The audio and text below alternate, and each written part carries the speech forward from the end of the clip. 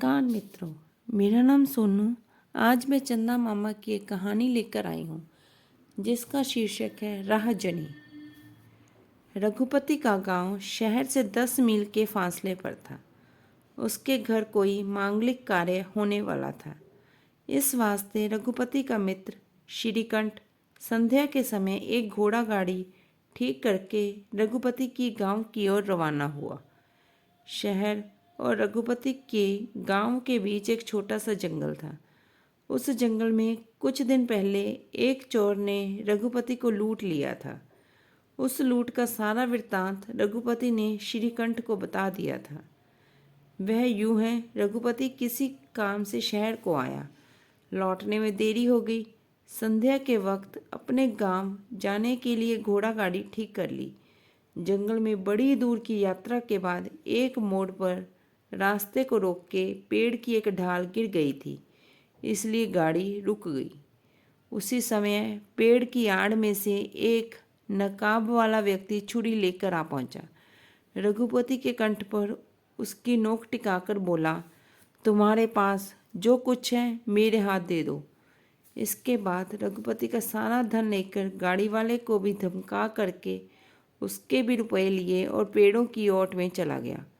गाड़ी वाले ने सर पीटते हुए कहा, मैंने पहले ही बताया था कि अंधेरे में यात्रा करना ठीक नहीं है। मैंने अपनी बेटी की शादी के वास्ते जो 500 रुपये जमा किए थे चोर ने लूट लिए। रघुपति ने अपने घर पहुंचकर गाड़ी वाले को 500 रुपये दिए। उस रात को अपने घर टिकाकर दूसरे दिन उसे भेज दिया। 1 साल पहले यह जो घटना घटी थी उसी के बारे में अंधेरे में यात्रा करते घोड़ा गाड़ी में बैठा श्रीकंठ रघुपति के गांव जाते सोच रहा था। इतने में गाड़ी एक मोड़ को पार करने लगी। वहां पर रास्ते को रोक के पेड़ की एक ढाल गिरी दिखाई दी। गाड़ी रुक गई। एक पेड़ की ओट में से नकाब वाला व्यक्ति छुरी लिए आ पहुंचा। श्रीकंठ के कंठ पर नोक टिकाकर श्रीकंठ और गाड़ी वाले के हाथ के रुपए लूटा। चलते वक्त उसने पूछा, तुम्हारे हाथ में जो पोटली है वह क्या है?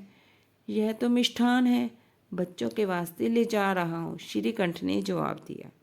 ओह, मैं भूख से परेशान हूँ, मिष्ठान तो बड़े लोग भी खा सकते हैं। यूं कहते चोर पोटली खींचकर भाग गया। चोर के जाते ही गाड़ी वाला सर पीटने लगा।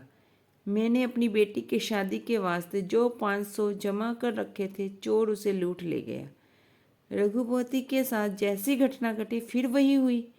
इसका मतलब है कि गाड़ी वाला भी चोर चोर मौसेरे भाई हैं। इसके बाद गाड़ी वाला पेड़ की डाल को हटाकर गाड़ी को आगे ले जाने लगा।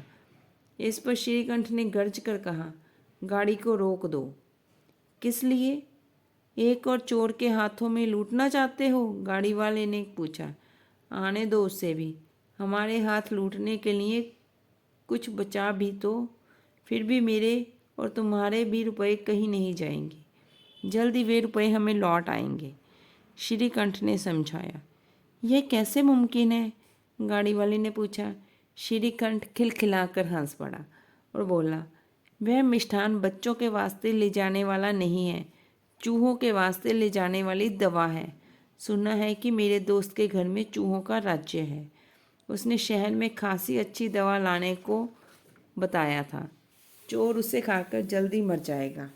हम अभी जाकर अपने रुपए ले आ सकते हैं। ये बातें सुनने पर गाड़ी वाले का चेहरा सफ़ेद हो उठा।